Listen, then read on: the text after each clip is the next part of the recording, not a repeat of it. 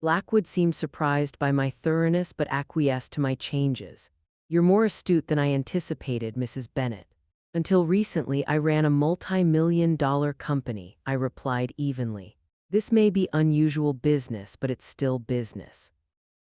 3 hours later, I found myself ascending the steps to a private Gulfstream jet, carrying only my purse and a small overnight bag hastily packed from my sister Claire's guest room.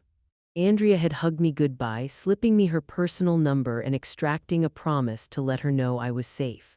As the plane taxied for takeoff, I stared out the window at Chicago's skyline growing smaller.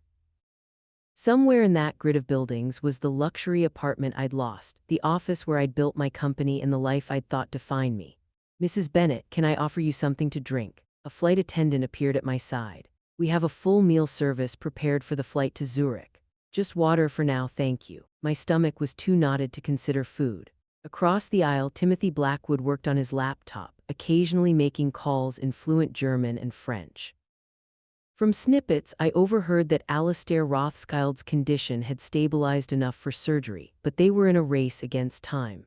As the plane leveled at cruising altitude, I pulled out my compact mirror and studied my reflection.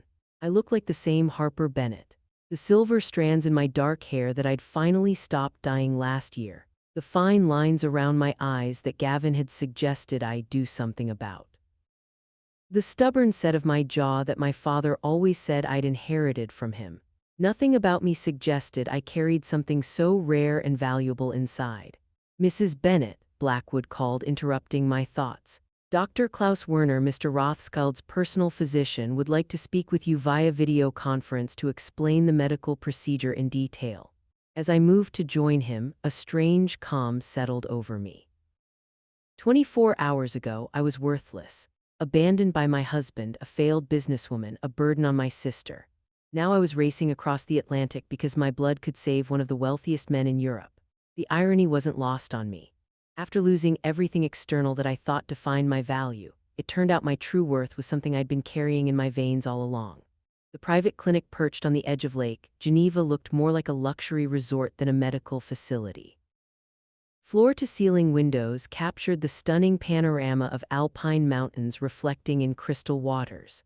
My suite, and it was a suite, not a hospital room, featured a separate sitting area, a marble bathroom larger than Claire's entire guest room, and a private balcony with a view that would have cost thousands per night in my former life. I'd barely settled in when a soft knock announced the arrival of my medical team.